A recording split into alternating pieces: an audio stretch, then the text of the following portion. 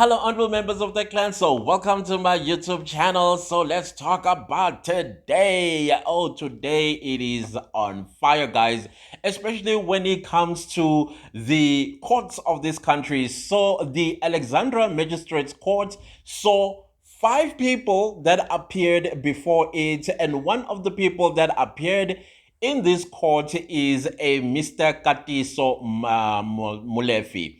He is accused of the unaliving of DJ somebody. And the things that I am hearing, guys, you know how we always ask this question, and there's always been this suspicion that most of the Inkabis in South Africa come from KwaZulu Natal. I mean, every time you hear a hit, the first thing that comes to mind is that an Inkabi that does taxi, pew pews, are the people that these people go and hire. And the reason why I'm saying this is because it is something that has been going on for the longest time. I mean, if you look at the taxi violence, it's always an Inkabi coming from KwaZulu Natal. And clearly, some of these guys have turned this into a business of unaliving people. And the thing is, from what I understand, is that the KwaZulu Natal Inkabis, they are a little bit cheaper. And one thing for sure, they will hunt you down until they find you for 2,500 Rand per person. Some, I think the most expensive one will be like 10,000 Rand or something like that. I don't know, but I just hear they are quite cheap. Now, you are listening to what is happening right now. It looks like there are people who have turned a business model into doing this unfortunate business of being hired to, or a hired gun for that matter, to go and alive other people. And the question is, how much are they? They look very expensive. And if you look at Katiso's house in Sandton, I was blown away. Very luxurious, very huge. And you are thinking, this is the textbook definition. Guys, everything that is said is alleged. There is no facts about this. There is no confirmation by a court of law. We are just talking about what we are seeing as well as what is being alleged. All right? So no confirmations. But now, going back to this guy's home, I'm like, when they say blood money, now I see what blood money is all about. Seriously speaking, you made your millions, you made your money by also unaliving people. Clearly, you have other businesses as well. I find that very interesting. And then you look at the age group of these individuals, 45 to 60. What is a 60-year-old doing in a sophisticated crime syndicate? Man, you're supposed to be preparing to go on the other side by living the straight and narrow, and secondly, getting your grandchildren to get to know you. I mean, they come mkhulu kuze laphayana, fake ibhande laphayana, and run around and get climbed on, and then uyokozelwe. But no, when you are busy unaliving ingane zabanye abantu.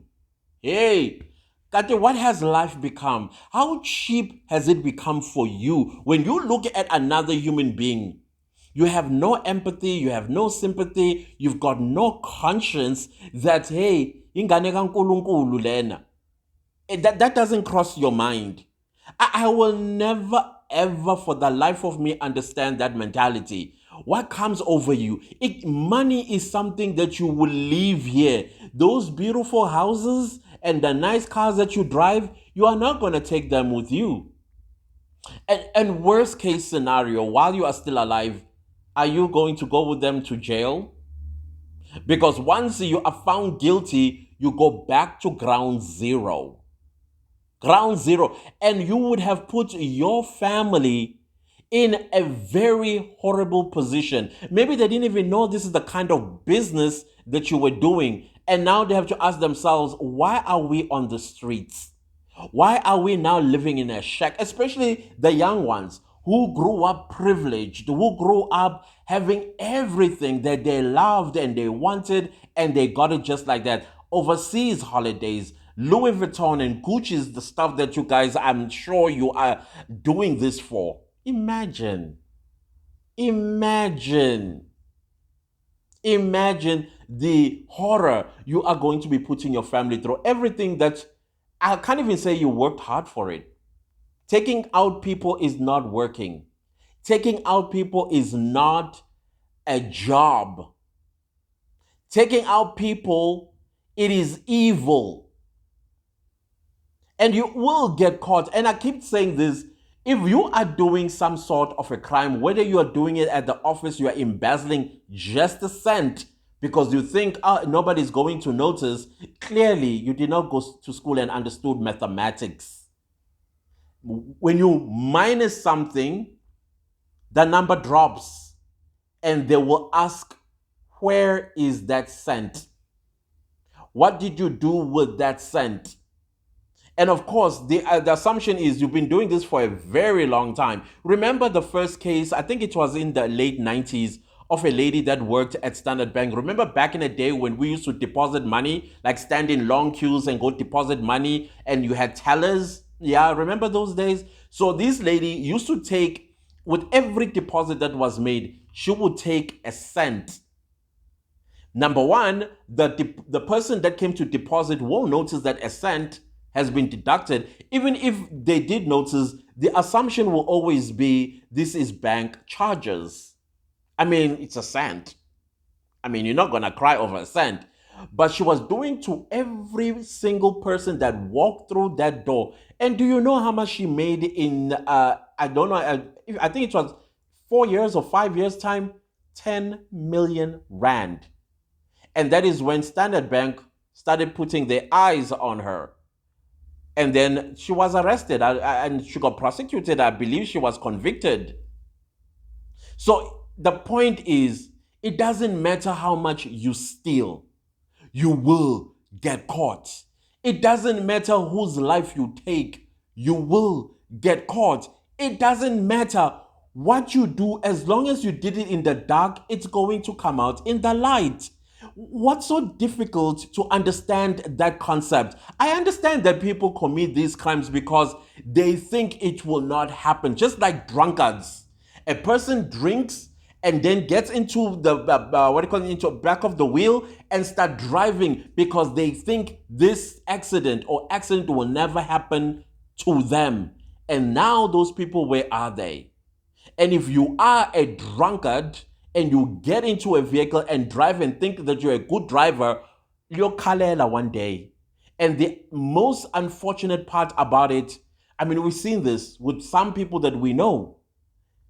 The entire family wiped out, but they survived.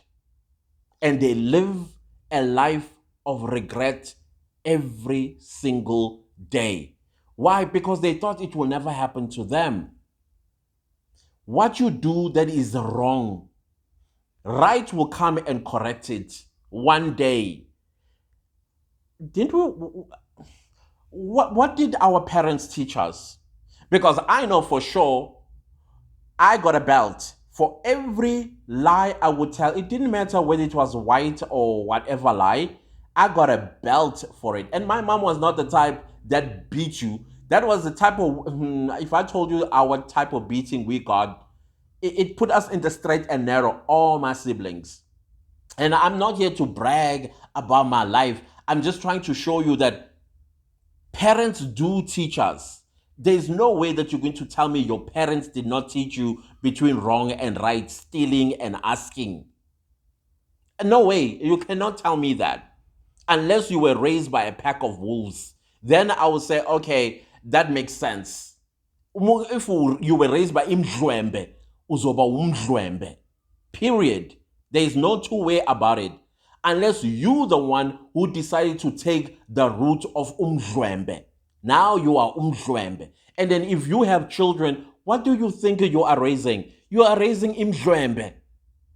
That's just how it is. We need to call a thing, right? So now we are having a situation, a 60-year-old. How embarrassing is that?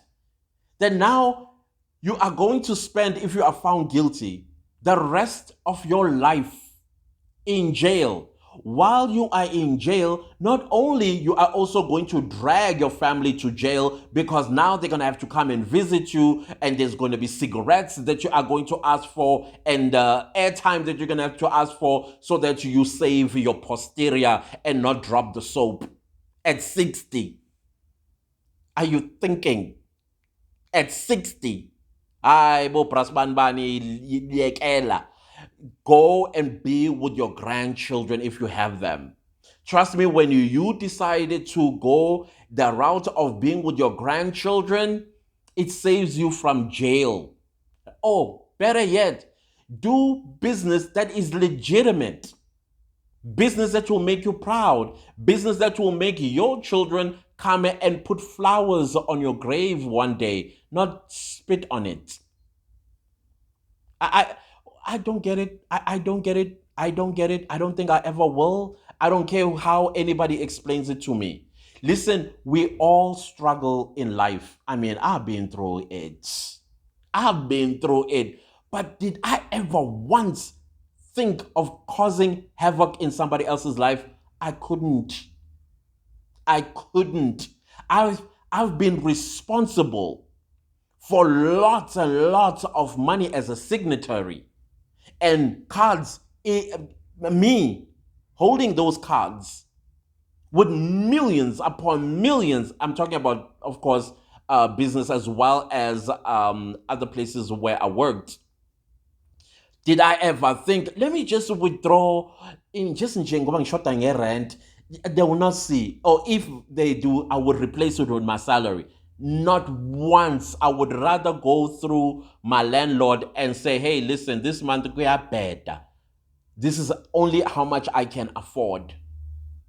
And yet I am carrying cards with millions in it. Did I ever look at the card and like, no, no. That was money for the company, not mine. But there are people who actually do the most dumbest things. Come on, guys.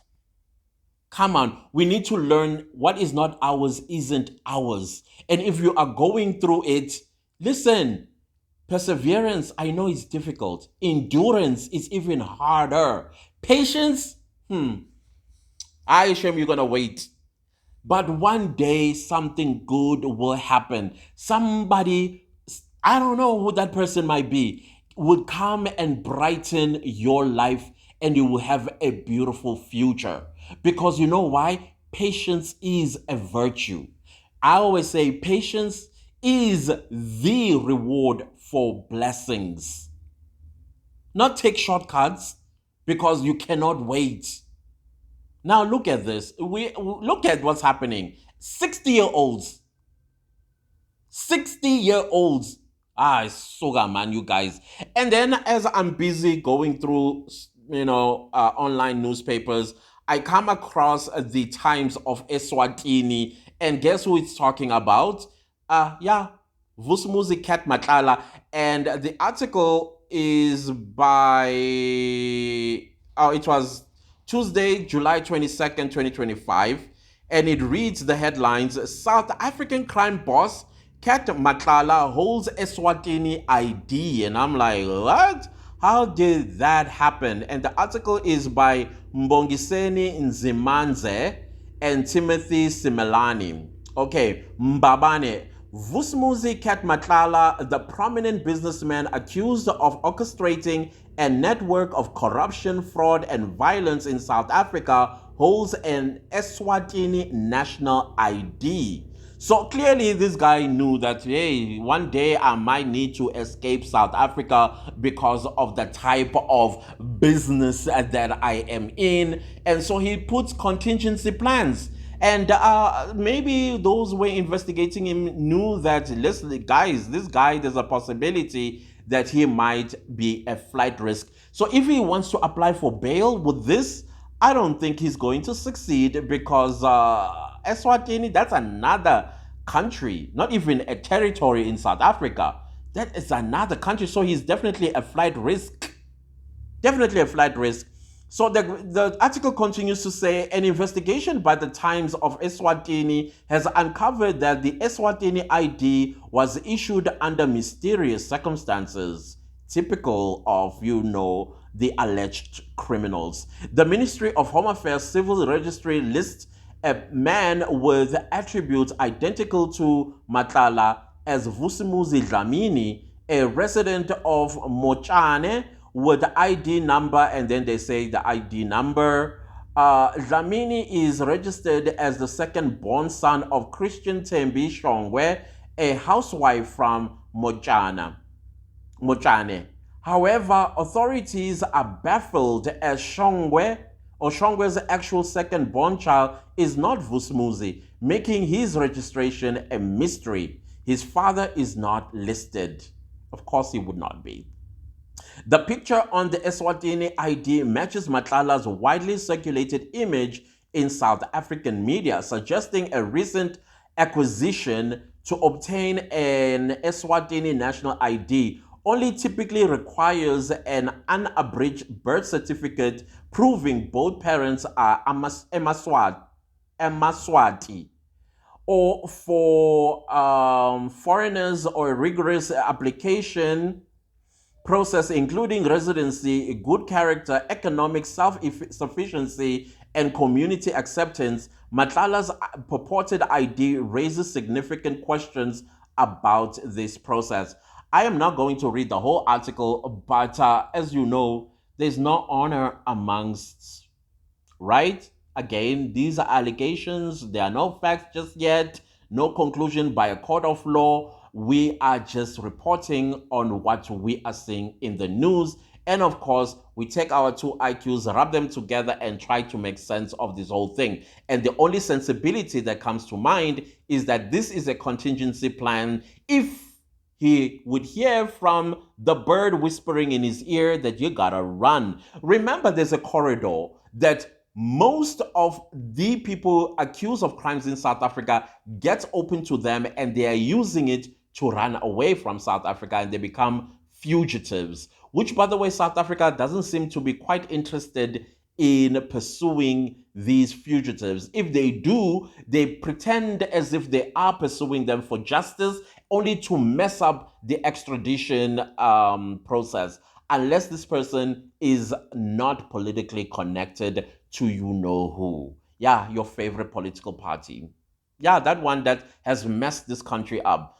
That is why 60-year-olds feel like they are in business by taking people's lives.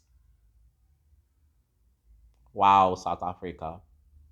But I'm glad these things are coming out, and I suspect more are going to come out. And so far, what do you think these are? These are your big fish? No, I don't think so. These are your small fish. Just as we had predicted on this very channel that we are going to be seeing small fish. And the small fish, they will have to take the fall because they got to save their children. Because I'm sure one way or the other, they said, should you ever talk? Should you ever talk? So it's sad what these people have put themselves through, all because they want to wear Gucci's, Louis Vuittons, and take Dubai trips. And if you are a slay queen, yes, I said it. Usually I don't like saying words like that. Yeah, if you're a slay queen, they're coming for you too. You're a small fish. If you know you got money that cannot be explained in your account, I suggest you run straight to the MPA. Or better yet, go to Nhlanhla Mkhwanazi and say, hey, ngisenkingeni. But ngicela ungisiza angazi what to do. And that way you can turn into a state witness and you can walk free. Because I think you don't know where the money comes from.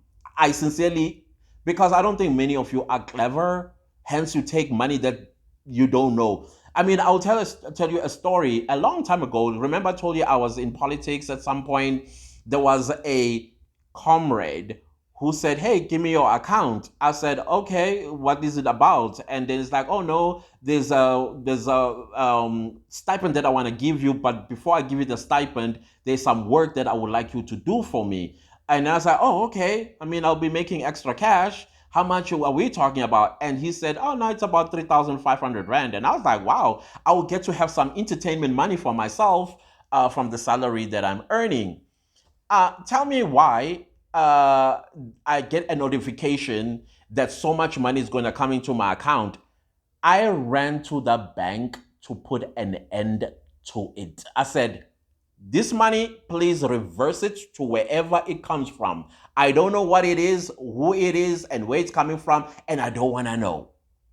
And so, somewhere, somehow, it was sent back. It did not reflect on my account. And then the comrade came back and said, "Hey, I sent some money." I'm like, "I'm not interested. The work that I've done for you is fine. You don't have to pay for me. You don't have to pay me." I was like, "Oh, wait a minute. The last thing that I want is the Reserve Bank on my back and SARS on my back. And then how do I answer this question, where this money coming from, and for what?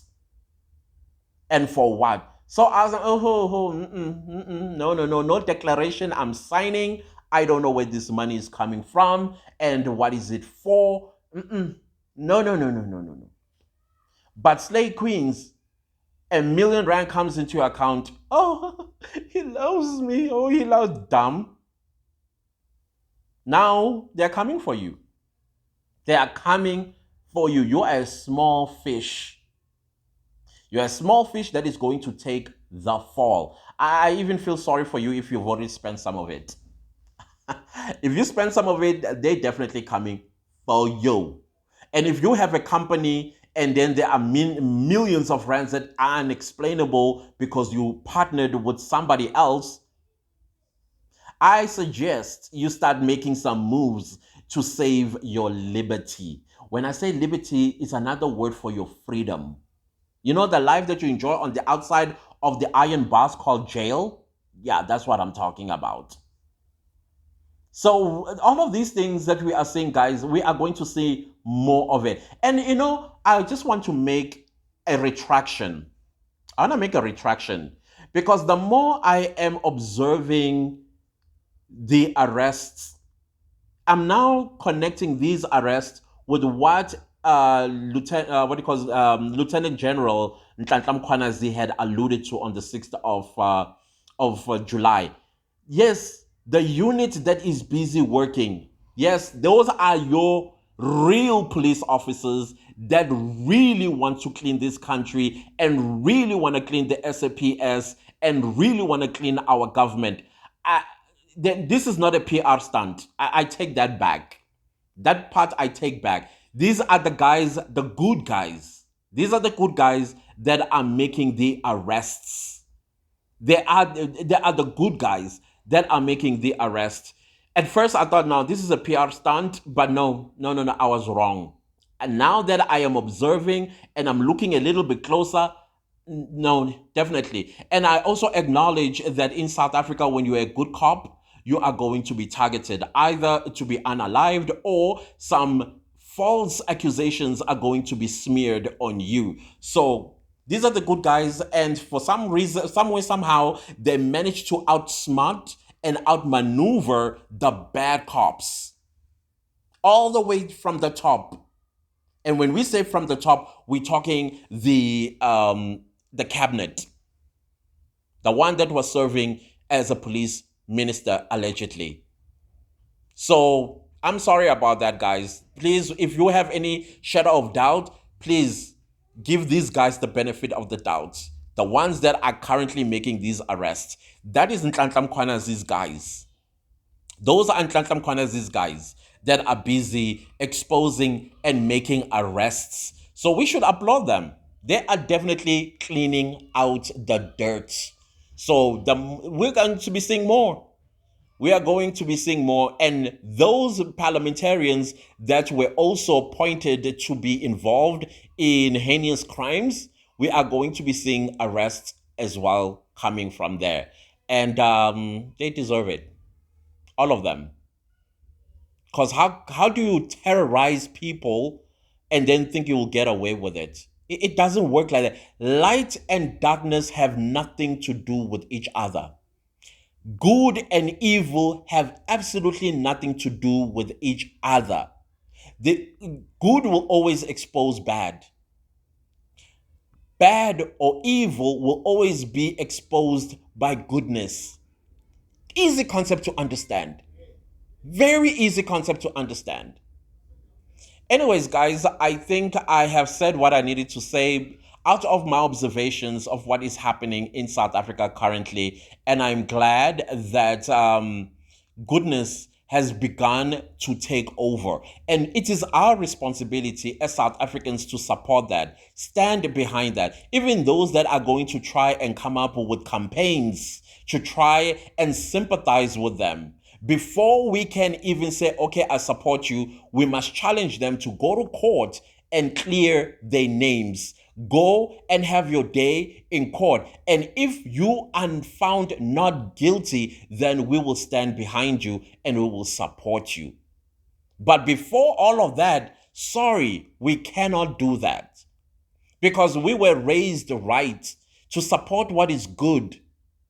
And I'm sure they are going to use your pastors and your priests and your men of God are going to take sacks and sacks of money from these people so they can try and convince you through using the Bible so that you support them. Refuse that. Hold your pastor accountable. Hold your pastor accountable. The moment they start talking that way, say, whoa, we are here about our salvation. Remember, light and darkness have nothing to do with each other. Some of these pastors, they bring darkness into the house of God. You need to resist. You know when you say fire, yeah, say that exactly straight to your pastor the moment they bring a questionable character and they say, oh, this is a child of God. Oh, the Holy Spirit tells me, yeah, stop it right there. Resist it. Don't go amen. Resist it with everything you've got because the devil has penetrated the house of God. That's all I can tell you. Or whatever religion you believe in, they are going to try and use your spiritual leaders, your traditional leaders, some kind of leader that you admire. They want you to support these people that are questionable. Don't do it. Don't find yourself in that position. Otherwise, then you are not who you think you are. Then you are not who you think. If you think you're a child of God, child, no. The devil has gotten over you, a hold over you. But again, these are allegations, as I said. So other than that, the kids are starting to make noise. They're back. And I will leave it right here. And we'll see each other in my next video. Let who has ears hear. Goodbye.